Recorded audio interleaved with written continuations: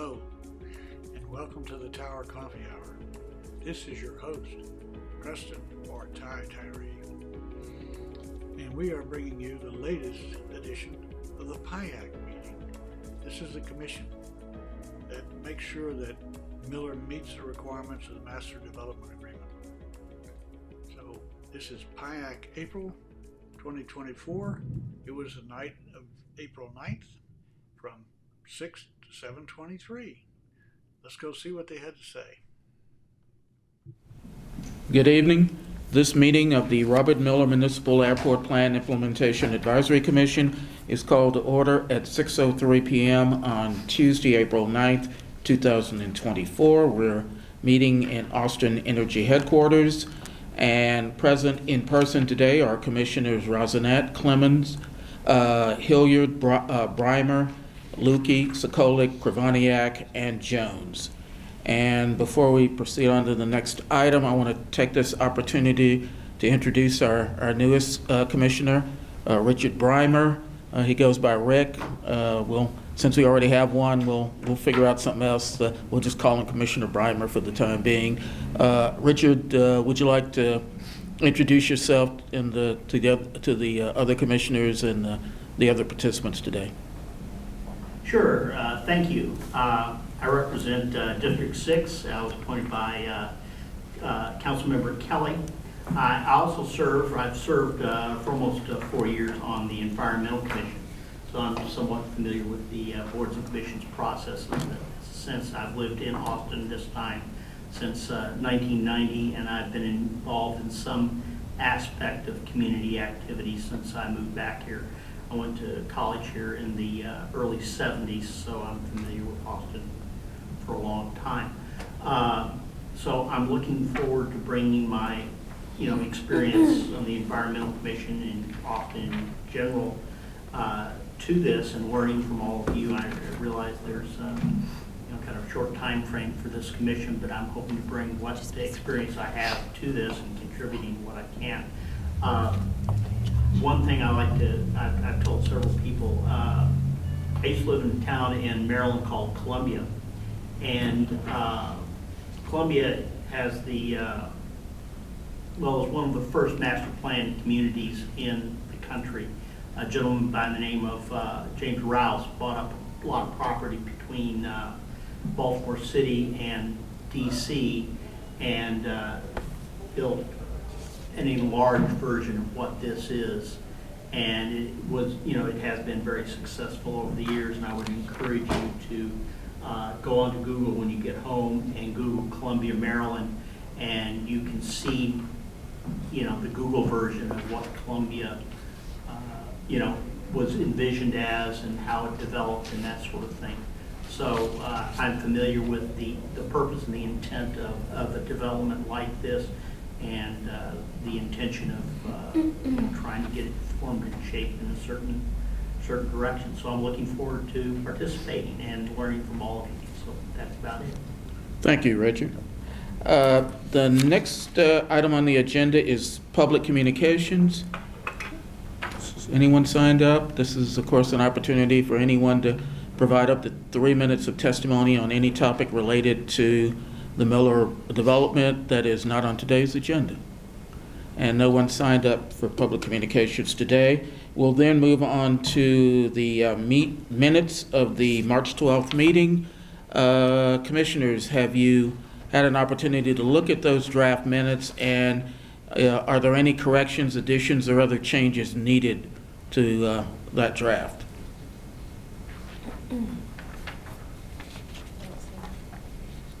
I don't see anything. And I'll also remind commissioners you can vote on the minutes even if you didn't attend that meeting. If there are no changes, is there a motion to approve the March 12th meeting minutes as presented? So moved. Is there a second? Second. There's been a motion and a second. Those in favor of approving of the March meeting minutes, please indicate by saying aye. Aye. Those opposed? The March meeting minutes are approved. Let's see. Next item on our agenda is a staff briefing that pertains to all of us regarding required training for each commissioner. Kate? Good evening, Commissioners. Kate Clark with the Economic Development Department. I just wanted to remind you, you may have received an email from the clerk's office for some required training. So this is just a friendly reminder that that training is due by May 10th in order to keep your eligibility as a commissioner. They are offering a in-person training option on April 23rd. It's a Tuesday at 9:30 a.m. at City Hall. And that would suffice for the training as well, if you're not wanting to do it online. And that's all. What training is this? I will double check, Commissioner Bremer, because since you just went through training, it's possible that you may have already done this. It's the sexual harassment Oh, I've training. already, So I was gonna say, you just did all of your training? I did it for the Environmental Commission and they made me do it again. Okay. So You're good. I'm fine. Thank you. And also, just a reminder, you will need to access it with your commissioner email. So make sure you are able to log on there. And if you have any problems with that, then feel free to reach out to me. And Kate, aren't we also coming up on the deadline, if we haven't done so, to update our passwords for our city email? I do know that's coming up. I can double check what that actual cutoff is. And speaking from wonderful experience, it is a very long password. So try and find a name or a date and combine all of the above to create your new password. But I can look up and find out when that date is and then send it out to you all afterwards. Thank you. All right. The next item on our agenda is the election of officers. As a reminder, this is, we're electing a chair and a vice chair for a term that will begin May 1st and conclude on April 30th of next year. Assuming if the commission were around then it would conclude then, or otherwise when the commission ceases to exist. We will, before we take nominations for the position of chair, I'd like to ask the vice chair if he would preside over this portion of the meeting. Is this working? Because it doesn't have the right screen on it. Yes, it is. It is. So this is item number 3. I will now take nominations for the office of chair for the Robert Mueller Municipal Airport Plan Implementation Advisory Commission. Yes. Corky? I'd like to nominate Mike Jones as chair. Okay, Michael Jones has been nominated. Oh, Is there a we have to, second? I think we've got the term limits issue that we have to Oh. deal with first. Oh, I'm sorry. Get the way you override Is that? that on the? Yes. Commissioners? Yeah, What we can yeah, do we- is we can make sure we have all nominations first for chair. There hypothetically was another nomination for chair, and then we would do the term limit, and then we would go into voting. So if there are any other nominations, then we would Okay. let them know All now. righty. Okay, so we're going to do that First, after, first. for other nominees. See if there are other nominees. Okay, are there any other nominations? Was there a second for Michael Jones? Okay, Kathy seconded.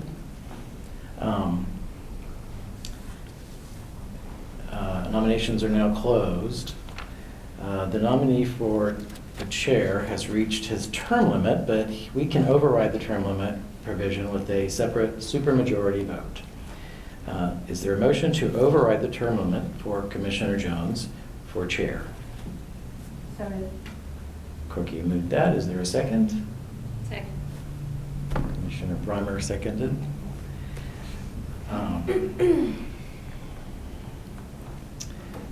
Okay, all in favor of waiving the term limit provision, please raise your hand. 1, 2, 3, 4, 5, 6, 7, 8, 9, 10. I think there's no need in asking for any other positions on that, so that is a supermajority. And I guess that motion passes. That's not on the script. Yes, that motion passes, and now we have to do a separate vote to actually vote in Right. Mr.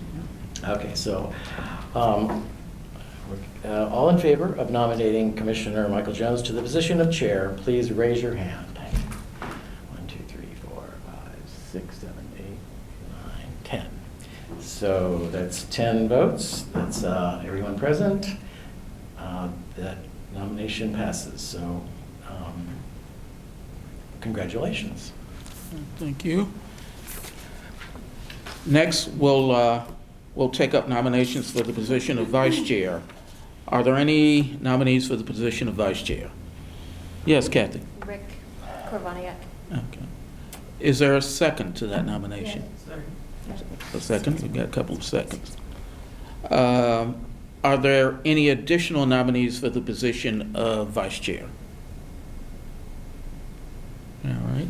Hearing none, as was the case with the chair position, this nominee has reached the term limit for that position. However, as we stated earlier, we can override the term limit provision with a separate supermajority vote. Is there a motion to override the term limit for Commissioner Korvaniak for the position of vice chair? There's a motion to do so, Second. and there's a second. With those in favor of overriding our term limit provision for the position of vice chair, please indicate by saying aye. Oh, correction, we'll do before, we'll count by hand. Those, will you please raise your hand? Presuming he accepts. Yes.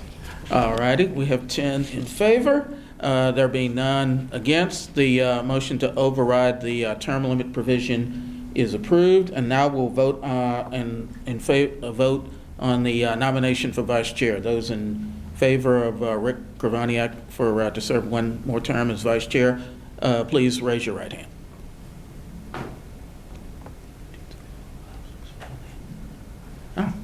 There are also 10 yeas and no votes in opposition. Rick Korvaniak is elected to a new term as vice chair. Congratulations, Mr. Vice Chair. Thank you. So, one more time. The next item on our agenda, we've got a series of discussion items. The first discussion item, which will also have Q&A opportunities for commissioners and members of the public, is the monthly development update from Catellis. Brian?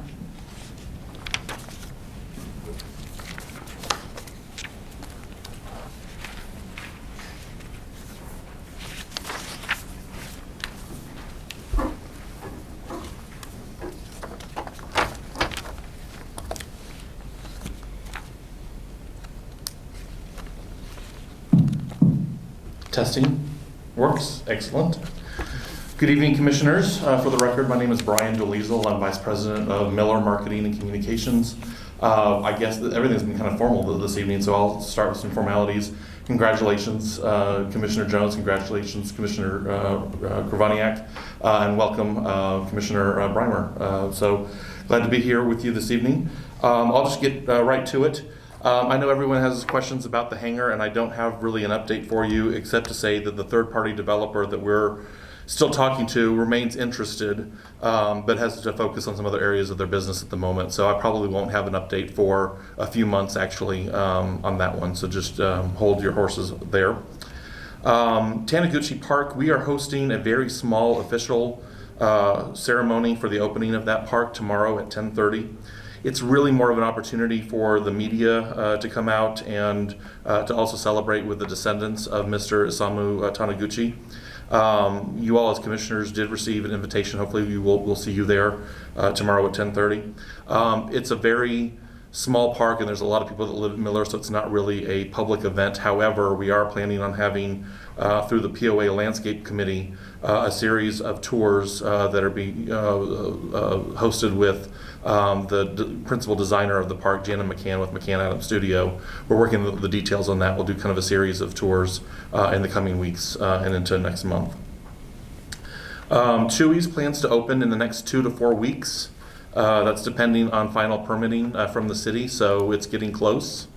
And then Nando's, which we reported was coming to the Origin Hotel here relatively soon. I think we originally thought it was going to be a spring opening. It's now looking probably more like a summer or a fall opening, but they are starting their process. But in the meantime, enjoy Chewy's. I have some good news to report about the roundabout at Aldrich and Miller Boulevard. I originally shared a while back that construction we thought was going to be very periodic for about 18 months. However, once crews actually started working on the project, they were able to take care of a lot of the next steps much sooner. And as a result, we now anticipate the entire construction project should be completed in early summer. This timeline does not include the landscaping, however. That probably will not be done until the fall when weather is more appropriate to be planting some items that were destroyed from the construction work. Speaking of construction and road construction, the permanent raised curb for the protected bike lanes along Zach Scott between Airport Boulevard and Berkman Drive is estimated to be completed sometime this spring. It may be as early as this month, but probably into May. So they're working diligently on trying to get that completed for everyone. And then I have some news related to the Paseo as well. Crews have been working to repair some of the pavers along the Paseo that started to become uneven. They started in the older section between Simon and McBee, so that's essentially between the Thinkery and B.D. Riley's, and then they moved north between McBee and Robert Browning, kind of in front of Alamo Draft House. That project is now complete. Also,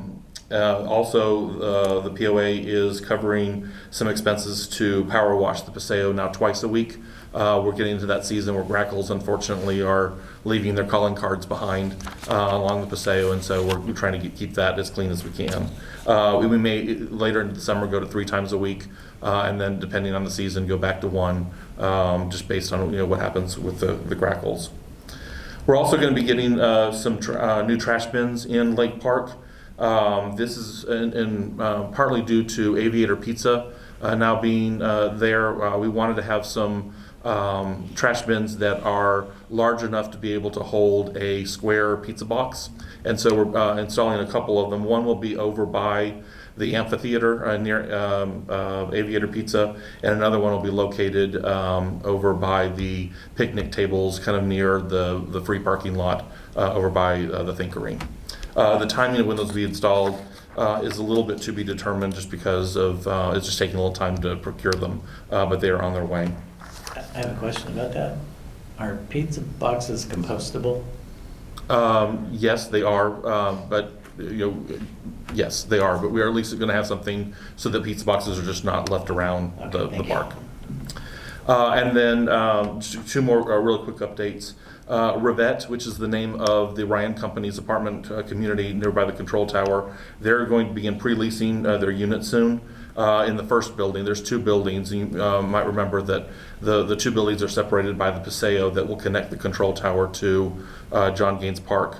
The first building, the larger building, will start pre-leasing soon. Again, as a reminder, that's 345 units total, with 15% as part of the Affordable Homes Program. And then last but not least, Tribeza Magazine just did a listing of the top neighborhood parks in Austin, and Mueller was at the top of their list. They didn't do a ranking, but Mueller happened to be number 1 on that list, so I'm going to consider it number 1. And with that, I'll take any questions. Yes, Andrew. On the Rivette Tower, how did they avoid 25%? Are we at close enough to the total that they didn't need to meet 25%? Well, almost all of our apartments in Mueller are a 15% requirement, with the exception of some of our predominantly affordable units that are 85%.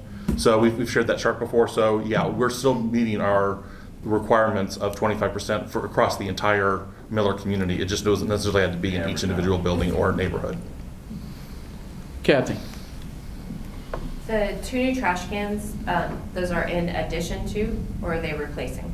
In addition to. Okay. Some of the trash cans are degraded. I'll talk to the POA about that. And we are working on looking at all of those, not just in Lake Park, but in some of the other parks, because it's now been, well, Lake Park and Northwest Greenway have been open now for quite some time, and we know that we need to start replacing some of those as well. Yes, Mark. Got any Rock Parks coming up? I'm sorry? Rock Park, got that coming up? Yeah, we are doing them monthly. I didn't bring the dates with me, but we had one a couple weeks ago. We'll have another one in May, another one in June. I'm more than happy to email the commission with those dates. Sorry, I didn't bring them today. Commissioners, other questions?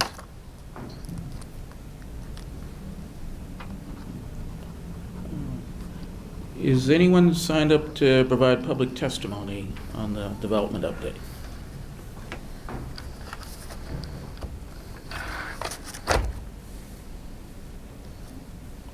All right, no questions. Thank you, Thank Brian. you. It's always possible something else may come up during the rest of the meeting. Yep, I'll be here. Good to hear. The next item on our agenda, some of you'll remember at our last meeting, we had a motion by Commissioner Clements to bring up a discussion item for this meeting regarding the Browning hangar and the associated property. You'll remember it's come up a few times, mostly generated by public input and concerns about the future of the property. We had I think our last big discussion on it was in November, and I think the PowerPoint presentation from that meeting is available to us.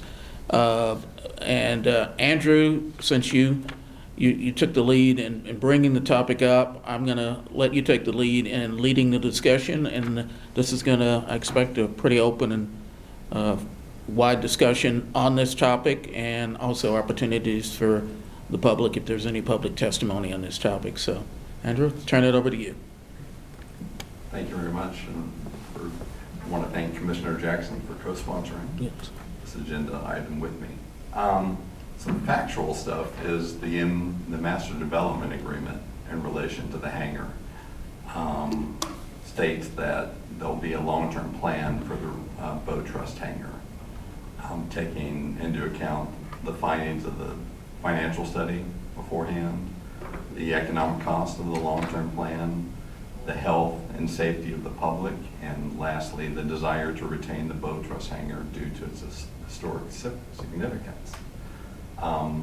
The last couple of sentences of that paragraph in the MDA are, Catella shall implement all measures reasonably required by such long-term plan. Such long-term plan may include the sale or lease of the Bow Trust hangar. So I think that's the answering term, is that it's may. So the story behind why I wanted to bring this, I'm an architect and urban planner, so I'm actually kind of excited by development and new projects. But in this case, I'm a little concerned in that we've had a lot of testimony from the public and the Baton Club especially, and a nonprofit that's been formed that has a website about saving the hangar. And I think, in my mind, the hangar has served its current park-like and adjacent function for 15 to 17 years now. I think since 2000, 2008, when it was re-skinned and work was done on it. And I think there's a lot to be said for keeping it and its property on the site more park-like and supportive of the park rather than a full-blown 100% commercial redevelopment. And I think we've had a lot of testimony that there's a lot of interest in the public retaining access to that for the petanque and recreational activities without having to be a customer of a business. And I think I'm pretty strongly in support of that. If a tenant is to occupy it, I'm encouraged by what we've already heard, because we had a presentation and we've heard tonight that there's a third-party tenant possibly interested in that. And we've heard that they are interested in possibly retaining those recreational possibilities for the public in addition to the services, food and drink they provide. There's been a commercial presentation that was sent out 5 or 6 years ago by Endeavor.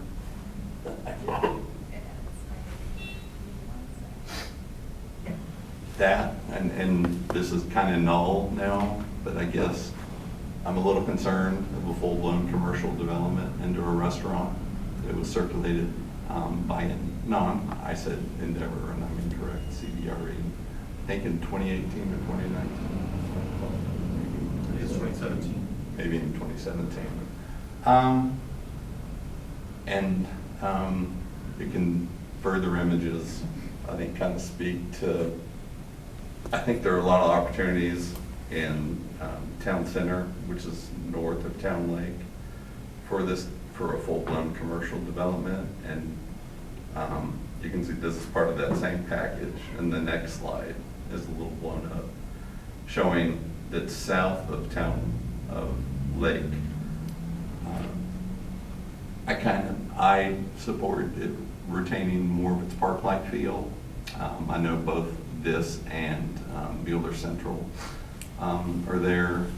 And the next slide even kind of shows the amount of parking, that, at least for a restaurant, that would be necessary. And I'm a little concerned about the impact on the park, even though this is the property that's part of the hangar. So I support the idea of it being lower intensive development if it's going to be, but I also wonder about the long-term protection that would be afforded by the city retaining ownership, or that we would have to discuss the POA, I guess. But I think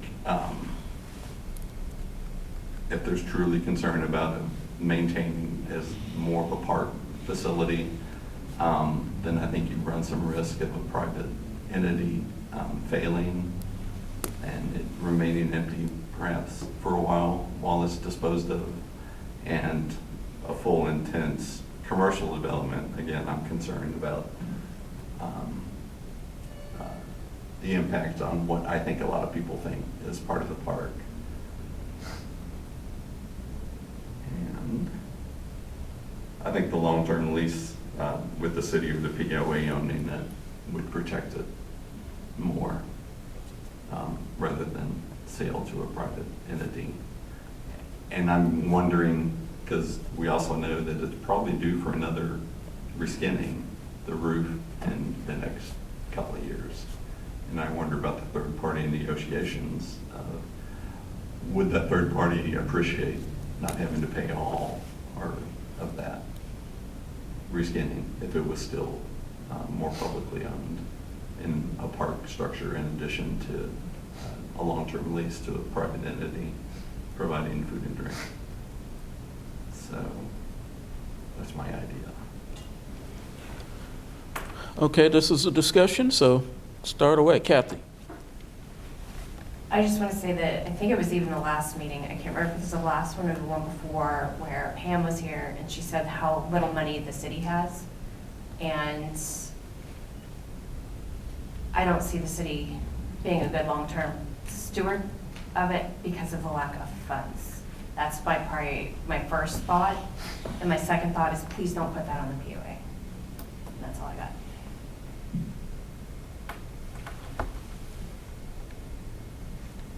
Commissioners, other thoughts? Yeah. Yes, Corky.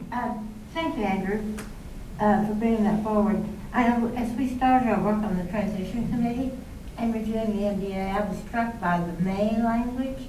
I've read that before, and I was under the impression, I guess I didn't read it closely enough, that it was to be a must, not a may. Because since all we started there, our presentation always has been, it was designated to be a commercial facility, and that was pretty much it. So I'm open to some of the ideas that you have about this, because I've always felt like that area, initially when Mueller was open and through the life, has been the entree to the community. I think it has a special significance and importance, iconic importance for where we live. I worry too, like Kathy, about the city, because we helped to form an opinion regarding the responsibility of the POA with the parks, knowing that the city is historically underfunded parks, and knowing if we're going to have high-quality parks in Mueller, we have to take that responsibility. So I'm not seeing yet a path here. and not knowing a lot about what developers are thinking about with that area. I think there are a couple of ideas in other similar communities about how some of this is worked. But I guess I like the creativity and the knowledge, really, about the field to really think about what might be there. And I'm wondering, too, about our role as a commission, because our role is to, as you know, to ensure the faithful production of the NDA. And I think this is another one of those areas. We've had 2 or 3 where I'm open to an expanded role. I think it does call into question what our role is in terms of designation of purpose and so forth.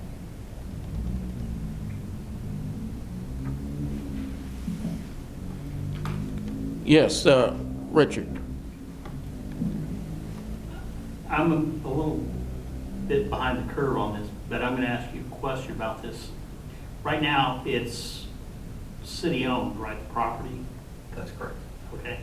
And I guess what I heard you say was something about either selling it or leasing it was an option. But even if you leased it, it still would, the person you're leasing it to would still have the option to develop it in a commercial manner. Is that correct? That's correct. Okay. So would there be any restrictions under a sale or lease as to the use of the property? Well, I would hope we would have more presentation of what the long-term plan is that the NBA calls for. Okay. Because it specifically calls for a long-term plan. Right. But, I mean, like anything, you could have lease terms. Right. Well, I guess. The MDA calls for it to tell us and the city to develop a long-term plan on how that'll be redeveloped. And the word the city means, The city of Austin, I know, but who? probably the Economic Development Department. Okay, there we go. And that you're right behind. Okay, so the people sitting over there, those are the people. That's who's tasked with Okay. working with Catalyst on the fulfillment of the MDA. The parking, I saw that on there. Why do we need parking? Well, code would require it for whatever the intensity of. Actually, the is. code, the city's done away with parking requirements in most cases, so there's no parking required. Yeah, So actually, you need no parking. And I'm not sure how it works here, but there are impervious cover requirements that come into play. Now, I know this is a master plan development that has its own Yeah. rules and regs, but, you know, you're not required to provide parking in the same manner that historically has been required by, you know, by the city code. They pretty much ditched all that. So this being a planned walkable community with its own kind of deal, you don't have to provide the same amount of, and this, I'm going with the restaurant thing, just because that was what was brought up. You don't have to have the same amount of parking spaces that you would for a freestanding restaurant in a historic basis. You could go with ADA parking or drop off or, you know, whatever it is, and leave the rest of the space be a playscape or, you know, something. I don't know. I don't care. You know, whatever it is that's decided, so that you can put a restaurant there or whatever it is. But, you know, I would prefer personally that the land be leased as opposed to sold, because it provides a continuing income stream and allows more control by the city over what goes there. And typically these things are 99-year leases. Mhm. Yeah, I agree. Yeah, and I would like to see that, the amount of parking considered in, again, the long-term plan is supposed to be prepared. Oh, thank you. But yeah, I would just say you saw what the project developer felt they needed to provide for a Yeah, restaurant. They don't need that. Yeah, well, they don't need that anymore. Commissioners, other thoughts? Yes, Rick. Since I don't know that we know what exactly is planned for the hangar, I'm conflicted on this. I mean, basically, since the MDA was signed, and Catellus, I think, pretty quickly started working on the hangar, which was in seriously bad condition at that point. It has needed restrooms minimally, and they still don't have them there. There have been. I think they have porta potties.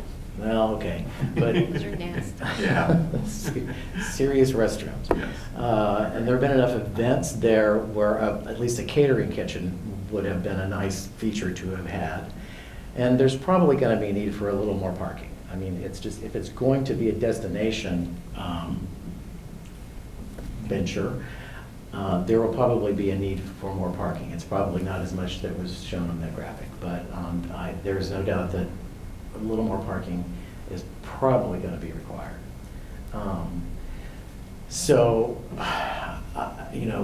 Leasing it, to be real honest, the city has not done well with their lease with the University of Texas. The Parks Department has been historically underfunded, so dedicating it back to them leaves it open to basically inadequate maintenance. And dumping it on the POA, I think, is a little unfair because it probably is going to be a high maintenance facility, or at least every now and then when it's required to have a new roof on it. I've questioned its historical significance in the past, since it was so heavily modified in its rehabilitation. I remember it with a asphalt shingle roof for pretty much as long as I've been in Austin, and that was 1966. Kicking out the sliding doors on the tarmac side that slid into wing walls. It had a little observation, or what do you call it, traffic control tower. It was tiny, but it had one. I'm assuming that there was probably a restroom somewhere there. And then the wall that faced Airport Boulevard was just a total mess. It was a big wooden wood siding wall with two wooden windows in it that were, they were small, which protected it from all the west sun that it gets.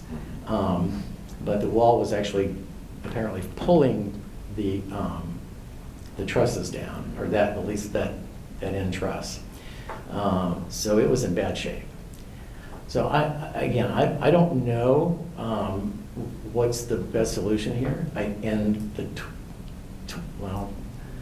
In all of the iterations of this commission that I've been on, well, I guess it's specifically the PIAC, I don't know that we have ever recommended to the city council that that there be a change to the MDA. There have been PUD amendments. We've done 4 or 5 of those, I think. But I don't know that we've ever recommended a change to the MDA. And it's kind of late in that process. But if the sentiment of the commission was to do so, there's nothing, I guess, stopping us from doing that. But I don't know where the council would be on that at this point when they're looking at it being close to being done. I mean, we have 6 meetings left. So I'm conflicted on this. I don't quite know which way to go on it. I would think that a private entity that could provide the restaurant, or a kitchen, a kitchen and restrooms that they would maintain would go a long way to making it a more usable facility. Sure.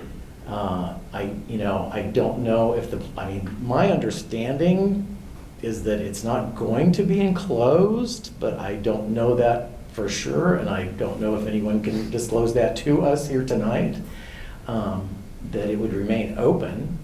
So I don't know how open that is. I mean, if it's like after the hours, or if the restaurant doesn't open till 4, or can you use it during the day? I have no idea. I don't know if anybody does, other than people that are possibly looking at buying it. So there's a lot of ifs out there, and I mean, I kind of tend to think that the best solution is to put it in the hands of a private entity with a lot of contractual agreements about how it will be maintained, how it will operate, how accessible it will be to the community.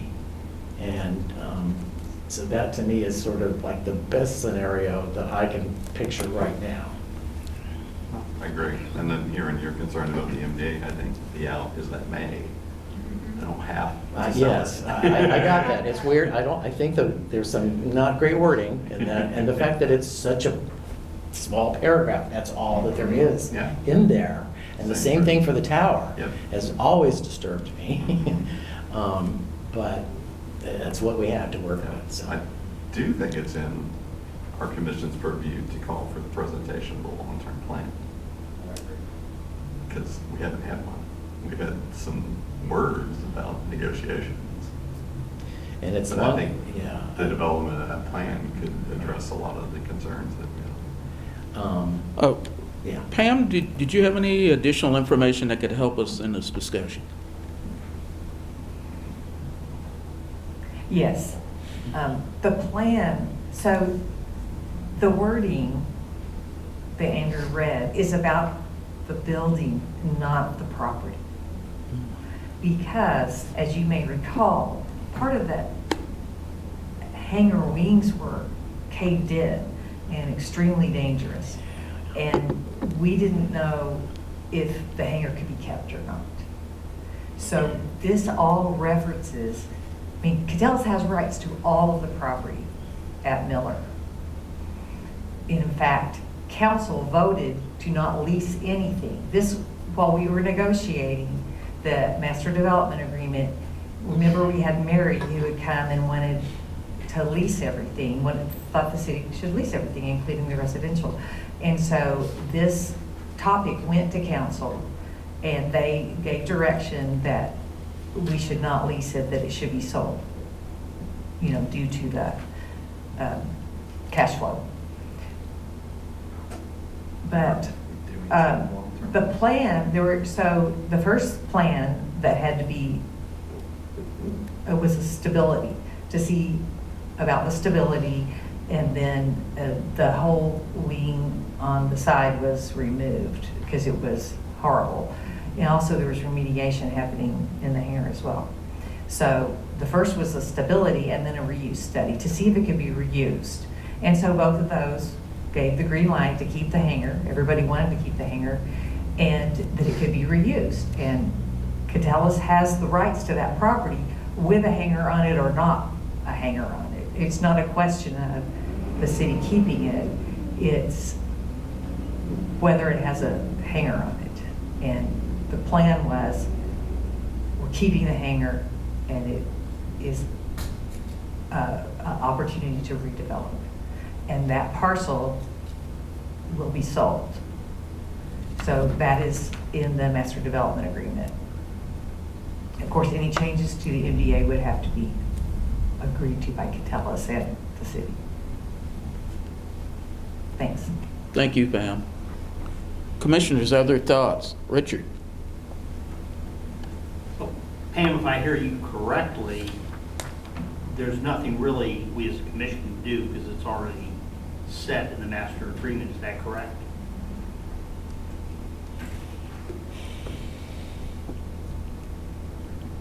I mean, yeah. I mean, it's part of their right, and that's, they calculated their risks and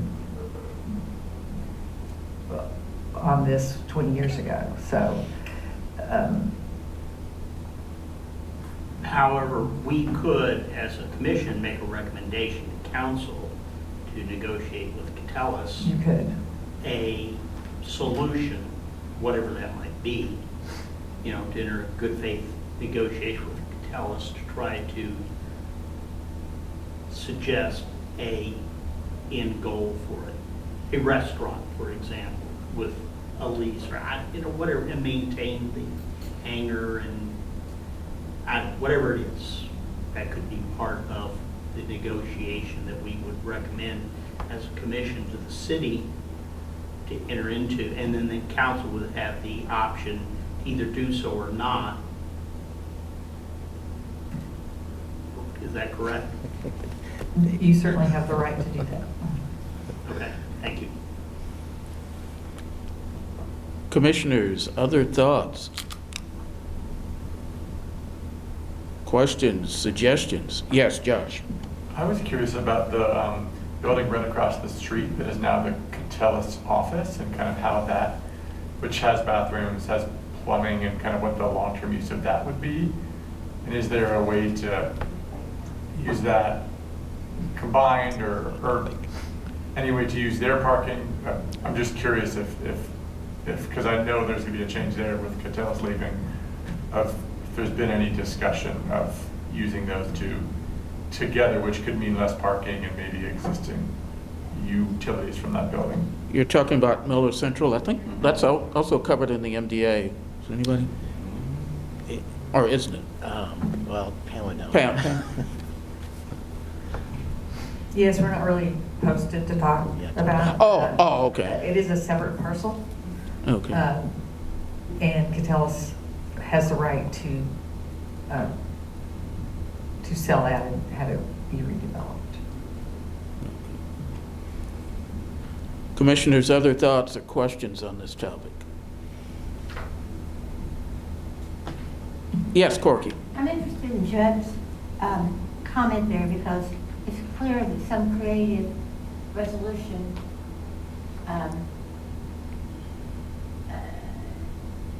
in order to think about this, there has to be some way to package this stuff up.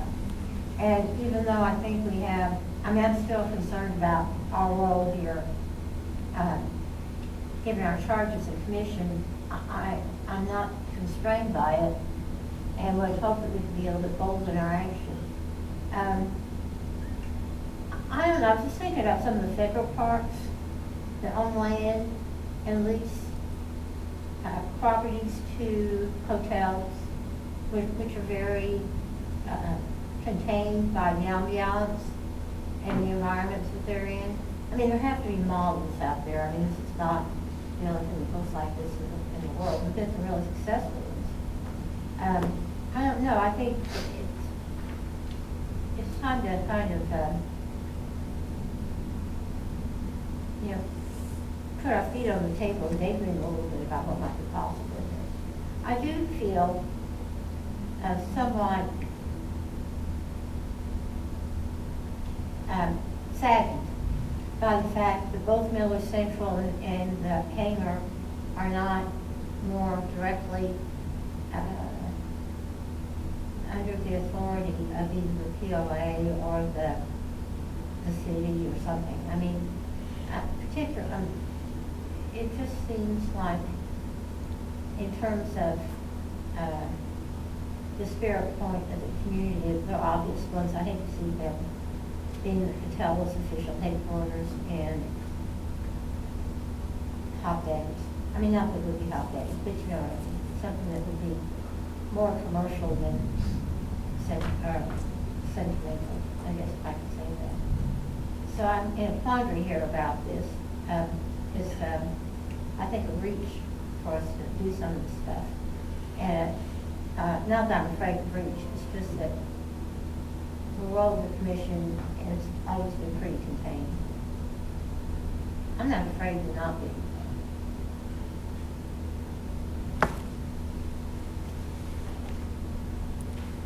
Yes, Rick. So, I don't know whether I want to make this as a motion, but it's just. We- I don't think We're not, We're this is not- discussion yeah, only. okay, well, okay, so this is a suggestion.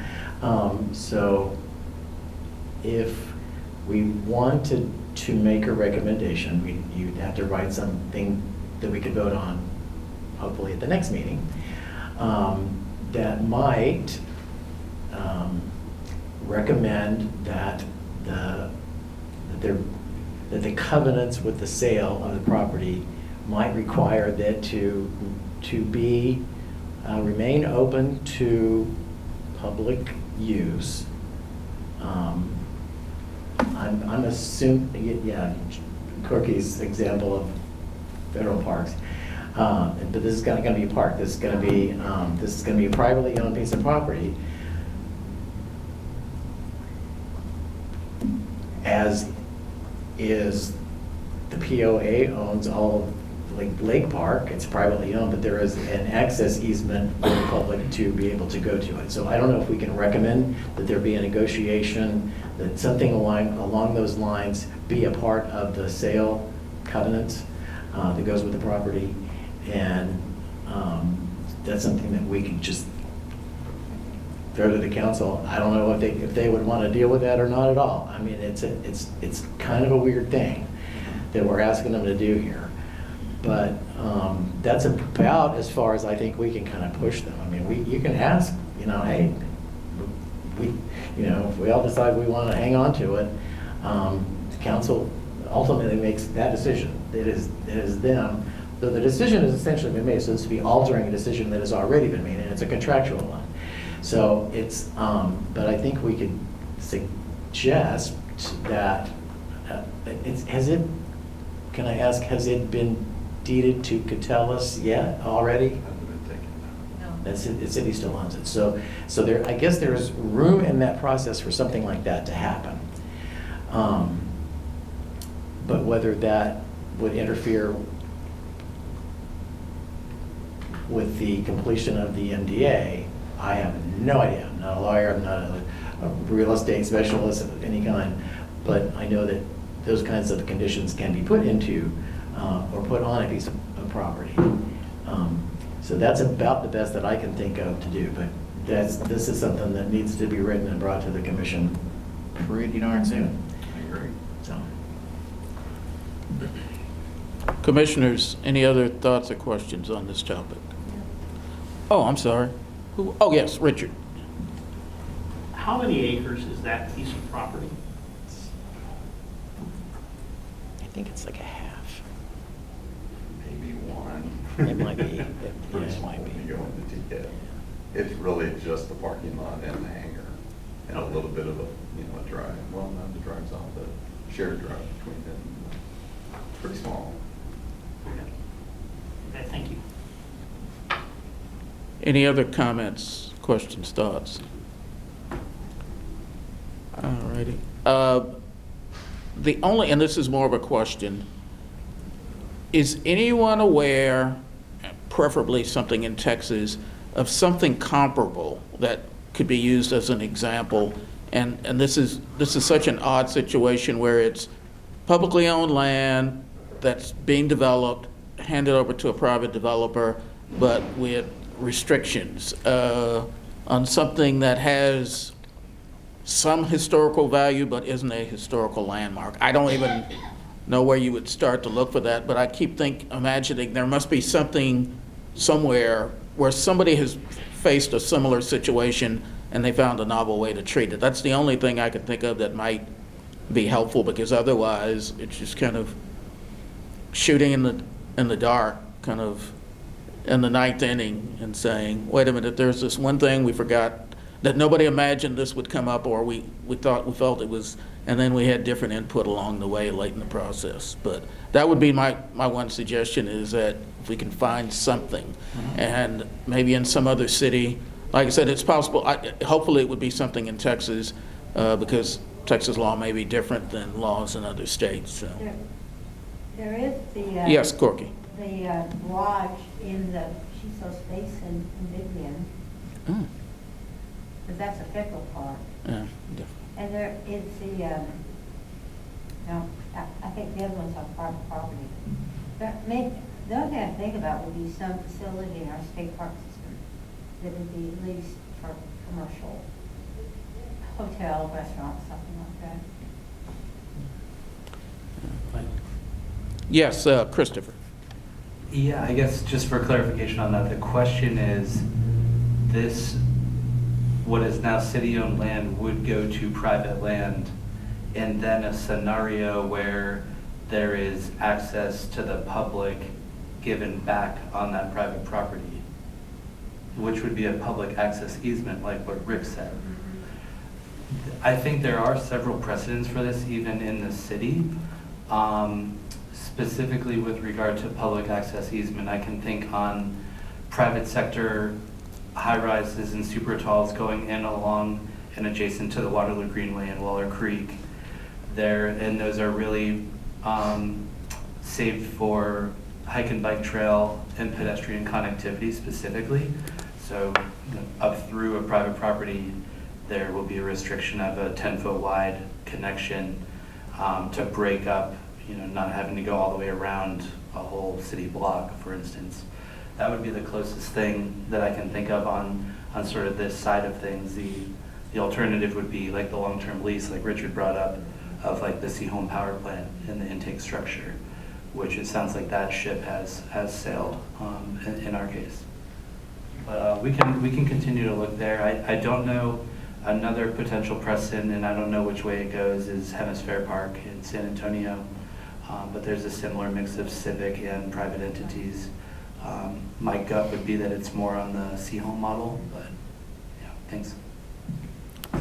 Locally, I'm thinking Republic Square Park has a food facility that somehow the city decided to have a private entity lead, or that's probably leased. But Republic Square Park has a snack bar. It was decided that that was enough of a public good. I think they probably lease it. That's intriguing. Yeah, I believe that's a lease for the private entity to be on the city-owned land. And then some version of a memorandum of understanding or a POMA to grant that access. Any other thoughts, commissioners? The city leases land to. Yes, Richard. The city leases land at Silver Park to various businesses. Train. There's boat rentals and all sorts of things that operate there. The Zilker Kite Festival is a private entity that leases there. The tree thing, that's a private thing that they lease out, to a private operator that runs that. So in Silver Park, there's dozens of situations that may map to what you're doing, and also you might contact the City Historical Commission. They may have a list of things that they have worked on that might fit this, that are local, that would then fit back into the real estate office of the city. Yes, Kathy. I think my biggest concern about where this is headed, it still doesn't really make a whole lot of sense for this situation, because the maintenance of that structure is going to be so costly. And I think that's my biggest concern. I don't want to put that on the homeowners here. We have so much to maintain here. As a homeowner here, I know our dues are just going to go up and up and up every year, and I really don't want to reskin a hangar every 12 years. But, it's going to come down to money and what benefits the city. Yes, Ken. So I think we need to be real careful as a commission. I know there's a desire to allow the public use of that space, and I actually support it. I think it's a great use, but Kathy's right. Financially, I don't think this POA is set up to handle that type of infrastructure cost. And I think also we're treading a very dangerous line if we're asking to go back and amend the MDA at this point in time. I think the intent is was laid out years ago, which was to sell the property and make use of the property and allow basically a business to absorb those types of costs. So I am really apprehensive about taking this approach towards wanting the city or the Catellus neighborhood to have to absorb those types of costs. And so I think we need to be real careful. Commissioners, any other thoughts? Martin? I'm curious as to what the projected cost of reskinning that roof would be. I think it was done a few years ago and it was pretty significant. 7, 8. I think it was 2 to 3 million. Yes.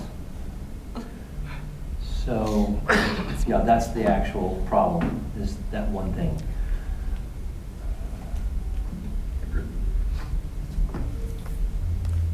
Yes, Chris? Just to make sure I understand, how does the POA, in either scenario, whether the city retains ownership or there's a transaction and that's given to a private entity, how does the POA get involved in this? I don't think the POA is on the hook. The POA's only vulnerability is specifically, is there a potential eyesore or a civic space, or there's a non-eyesore because it's handed to a commercial group, which could also move into an eyesore. So I don't think this is a POA problem, but please clarify. Well, the reason why I stated what I did was, one of the comments that I wrote down was long-term lease to POA. So if that is what this commission is proposing, it has a direct impact on POA, unless I misunderstood what was said.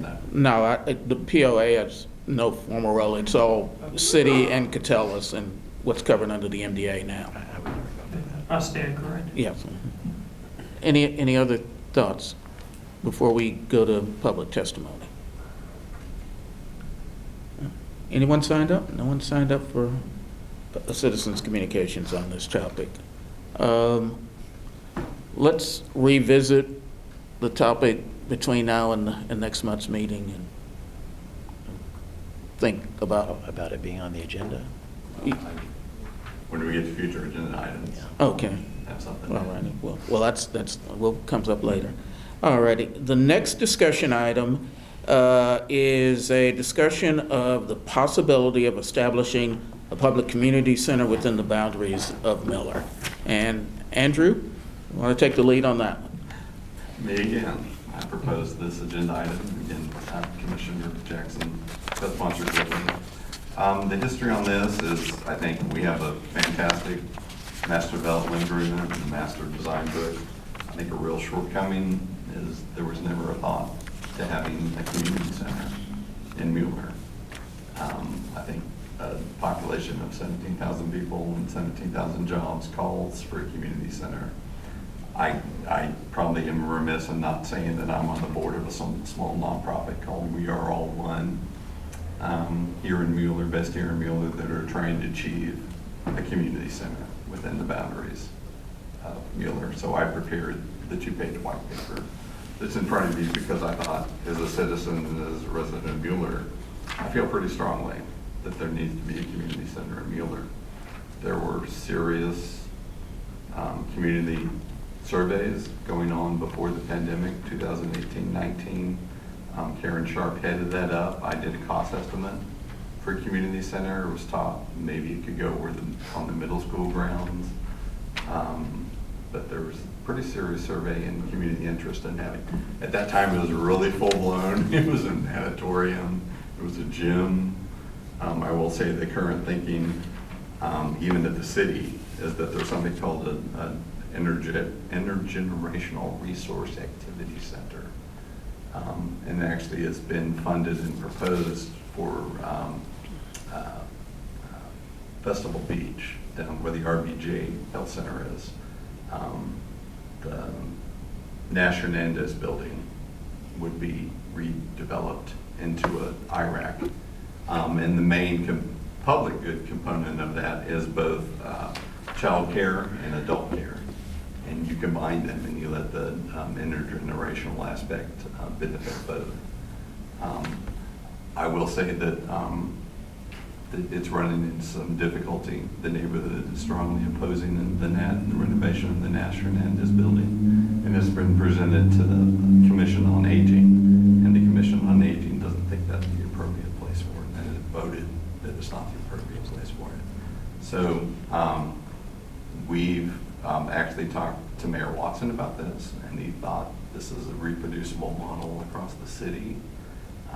If it was successful, is this new time? It's not a recreation center because Mueller has so many recreational opportunities already. This is really a resource center more for community and teaching and learning and a number of things.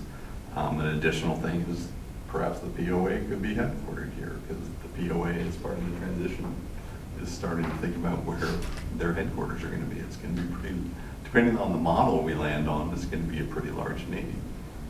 It's not going to be a little cubbyhole somewhere. So, but you can see the 2-page, we don't have a community center because it was an airport.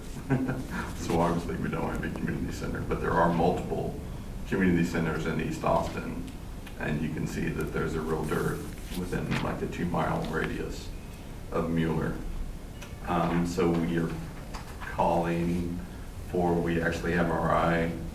One of the properties is that there's a ½ acre left to the control tower on Bergman at the Rivet Tower apartment complex. And we think that's such a landmark location for the neighborhood. And actually the neighborhood park probably could be leveraged to provide, it would be a great outdoor space next to a community center. That's the actual space that we're looking at, where it could be. Although, again, we're just advocating for a community center within the boundaries of Mueller somewhere. And I even did some programming that's probably maxing out the site at 70,000 square feet, but that would be 4 stories on that ½ acre with some setbacks. But that would truly be maxing out the site. But you can see the sort of needs, or at least some of the ideas we have for filling that square footage out.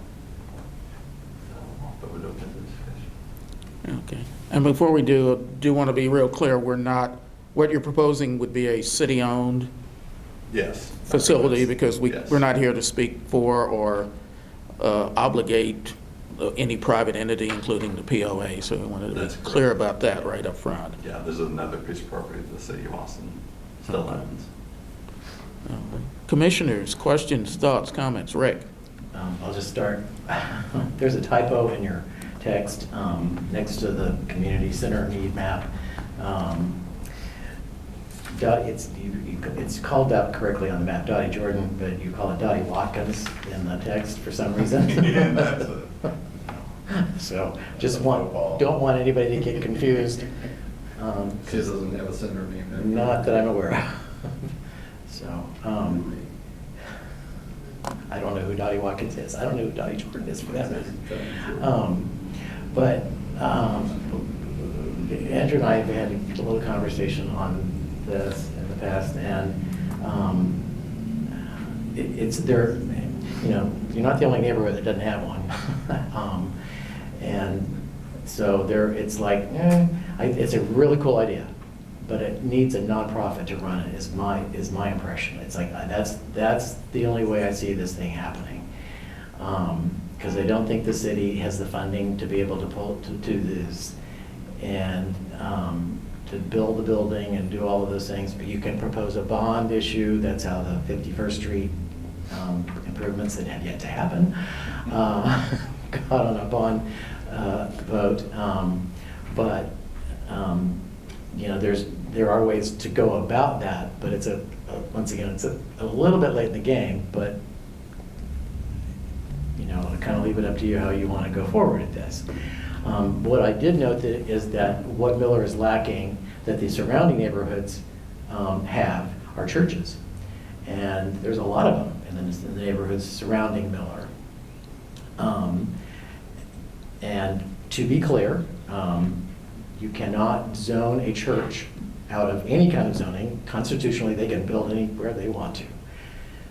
So it could happen, but the land at Mueller is so expensive that it's very unlikely, especially when there are so many underused church facilities in the surrounding neighborhoods. They don't pay the property taxes, so they managed to hang on. I think that's a big part of how a lot of them are still functioning at any level. But they do provide the community with a lot of space for activities. And so while I know you want this in Mueller, a shorter term solution might be to find space in a church to do something, in one of the surrounding neighborhoods to do something like this. I'm just kind of throwing that out there. Because there are a lot of churches. I mean, we've lost one big one in Windsor Park. Yeah, it's now apartments. But there's still a bunch of them over there.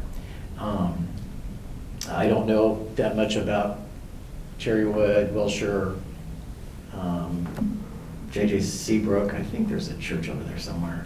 But there are some options for that. But I mean, it's a really cool idea. I just don't see how, I would have a hard time recommending that this, without a bond package, recommending to do something like this, for the city do something like this. So, thank you. Commissioner, yes, Josh. Yeah, I also share some of those similar concerns as Vice Chair Kravoniak, of just the challenge of something like that. I mean, it takes us about $50 million to help build an affordable housing development, and we have to scrape tax credits and private activity bonds, and those things get expensive. And the timeline for a bond, I think I'd be worried about something sitting empty, that it could be 5 or 6 years before you can get that bond funding, or, I mean, even if it is 2 or 3, it could be 7 or 8 by the time you get something when there's such a housing need. I think my biggest question is, I was on the Mueller Neighborhood Association when the plans for the tower came up first, and there was the biggest thing that I heard again and again in a lot of these channels was just a lack of retail in that area, and kind of wanting that area, which is going to be gorgeous with the park and with what's happening at Seabrook Square 1 and 2 going up, which is going to have kind of like a little community area. I mean, it's not going to be intergenerational, but is there any possibility of something like this? Because I think there was only something like 1,500 square feet in the tower property. It was just such a small amount of retail, and I want to make sure that we're voicing that need as well. And if there was some way to, because there was a lot of promise that, okay, there's one more lot, that last lot will have some retail. And if it's 4 stories, is there any possibility of having a IRAC with some retail space? Or I just see that as such an expensive, gorgeous space for having something where you have a glass of wine or hang out or be there. It's going to be one of the most beautiful spots in the neighborhood, I think, once that park is all done, with a ton of people living right there. Is there any way in this plan as well to add some retail? I don't want to forget that there was so many just endless calls for retail there. So yeah, is there any possibility of that, of having there be some retail space on the bottom? The program calls for that. Sorry, I called it pedestrian-oriented use. Okay. Could be retail. It would, okay. In fact, I've even done the design, the first floors has quite a bit of parking. And the city code requires the parking to be shielded from the street. Okay. Pedestrian-oriented use, which conceivably would be retail. It could be, okay. So 3,000 square feet in that program.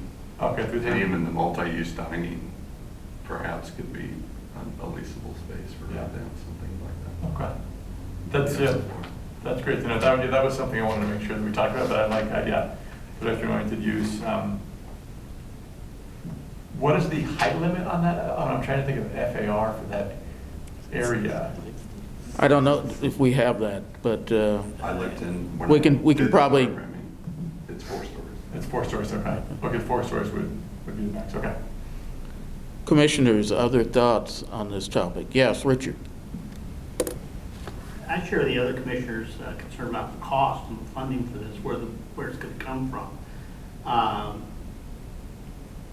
I agree that having a centralized location for community purposes is a good idea, but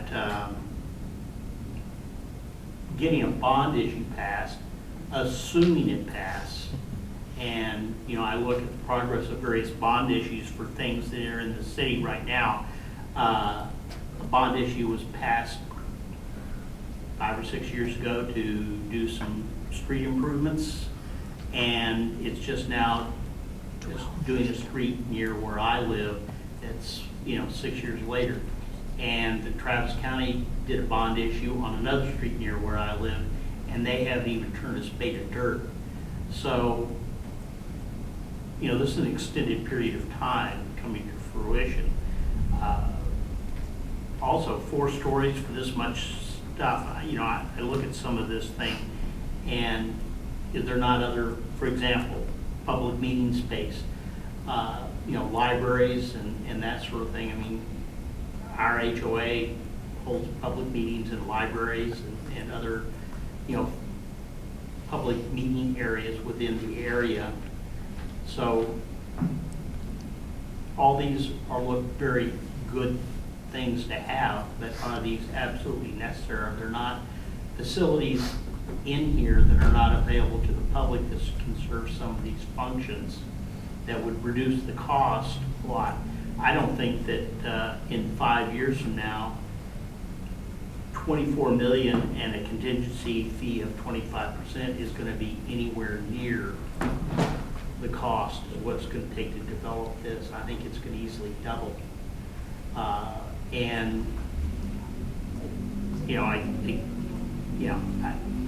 Cost, funding, 4 stories, there's got to be an alternative strategy that is less costly and can get this stuff on the road more timely. I don't know if the approach of using churches that are in the surrounding area is practical in the long term, but certainly there's got to be something within the Mueller community that can be done. I mean, I don't know if Austin Energy, allows this to be used as a public meeting space or not. So here we go. We're here. Well, this is a little bit different. Well, that's a city, yeah, that's This private is entity. a city deal, but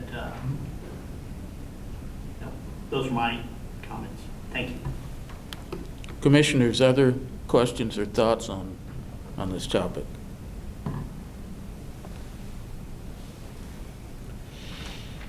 Is anyone signed up for citizens public testimony on this topic? Okay.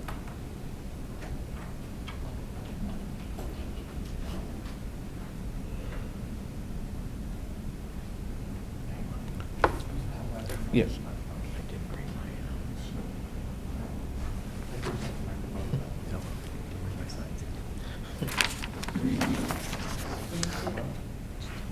Yes, Ani Coates, going up to the podium.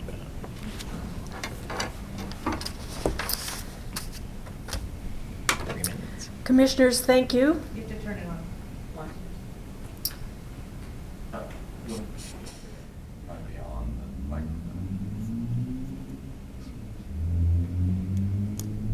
How about that? Nope. You had it. All right. Thank you. And I thank you. I took the plane to Austin and arrived here 12 years ago this Thursday night this week. I think one of the first times I met with Dee Desjardins, I showed her a picture of the Winnetka Community House, which is what we had in my neighborhood when I grew up. And I've been talking about this for a long time. Those of you who came to the meeting we had just before the COVID pandemic over at Ascension Seton and saw the plans that we had designed with Texas A&M for the 8 acres at 51st and Bergman. That included a community center or a community house. I really hear you that it's last minute and so forth, but I also look at what it really means to have a healthy, vibrant community of people. We're talking about people and families and elders.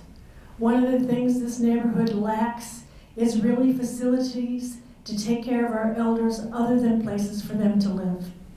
We do not have any facilities to take care of elders. And the baby boomers are a big bunch of people. Now, I did focus groups for a yoga studio years ago with the teachers who are baby boomers. And baby boomers have always said they weren't going to get old. That was one of their things. Well, guess what? They are. And the realities of that come with age.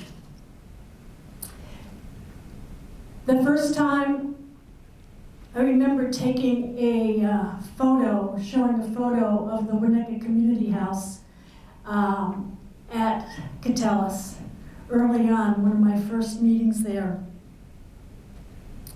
We call it a house, not a center, a community house. It really has a different flavor to it. It's a place to practice community. It is a place for all the people in Mueller who have talents, who don't want to rent a retail space and work full-time teaching yoga or art or something else, to use their talents and gifts at a reasonable price that really makes a difference for many households who have to watch their budget. People move frequently. We know that. So having a place that you can plug into to create community and be in community is really important. We saw with the egg scramble, thank you very much, Kathy, recently, the cry for community. You know, people were just so happy to have an event. Time's up. All right, thank you very much. That concludes this discussion. Again, this is another one of those topics like the last one. We'll have to figure out what next and if there's a next. The next item on our agenda, this will be a brief verbal update from the Transition Working Group. Just a reminder, Commissioners, for future meetings, we may not always have these updates at each month. It'll depend on what's happened during the intervening between the previous meeting, if there's something to discuss. But Corky, brief verbal update. Thank you. We've continued our meeting, our work, since the last time I reported, and we still have 2 or 3 organizations to hear from in terms of the updates on the status of the work. The other thing is that we generally talked about shooting for July, not that we have a meeting in July, but July work to get a report from the Transition Commission. Thinking about moving that forward to council at some point before the end. And we're generally looking at that as a work plan. Commissioners, any questions for Corky? All right. Thank you, Corky, for that update. The last item is future agenda items. Commissioners, we didn't do it this time because we wanted to allot as much time as needed for these discussion items. But next month, we will need to talk about the content of what I assume will be our final internal annual report to City Council. We'll need to vote on the finished report at the June meeting, and May will be the opportunity to discuss content. For the newer commissioners, typically that report includes some, because there's turnover in council too, or the staff who I assume are the ones reading this, there'll be the front section generally has some general history, which is always useful. It's useful to us to kind of remember how we got to this point.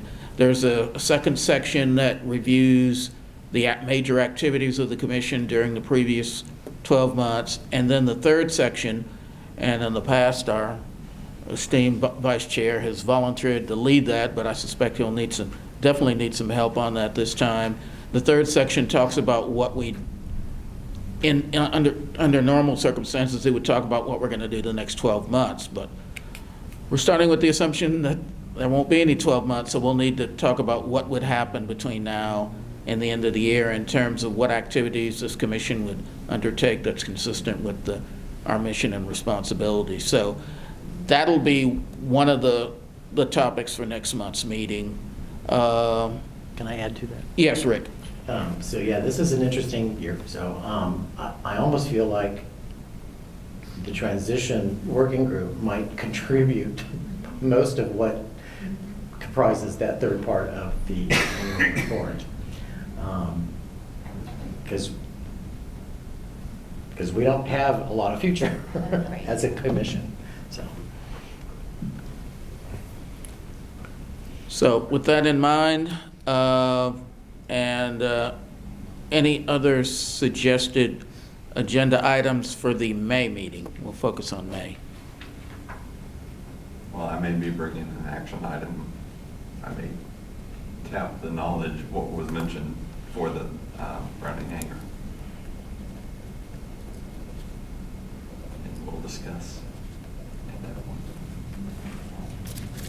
Could I also, I know yes, I've Judge. talked about 51st Street kind of ad nauseum, but I did get an update from someone at Transportation and Public Works. Can I just give that to the committee? Actually, I think the staff that's one of the topics that's been one of our, okay. I'll almost call it perennial topic. It's sort of like we're waiting for enough information. So what I'll do is I'll make a note of that and I'll check with Jill, because I think she's been keeping track of that. So I'm sure she's probably heard of that. And if I would love it if there's a report by that we can receive by next month. I'd love to hear that. Yeah. I got something from them that I can share with you after the meeting. Oh, okay, good. Any other topics before we go? I just have a question on the summer report. You say it's we're trying to accomplish it in June. No. I think she was talking about the transition work. But you said we're going to finish a summer report. Oh, no. The annual report, let me clarify. The annual report, we'll discuss it in May. We vote on a final report in June, and the reason is the report's due in July, but we don't meet normally in July. Right. So that's why we have to approve it in June. It's not tied into the fiscal year or anything. That's just, that was traditionally been done. Yeah. All the commissions do that? I think so. Okay. It's probably a carryover, but I won't go into all of the reasons why it's done in July. There's 6 months left to do so. Yeah. Well, remember, we used to have city elections in the spring, so I suspect that has something to do with it. But anyway, as always, if you have any suggestions for agenda items, please email them to me, preferably in the next couple of weeks, so that we'll have a little bit of time.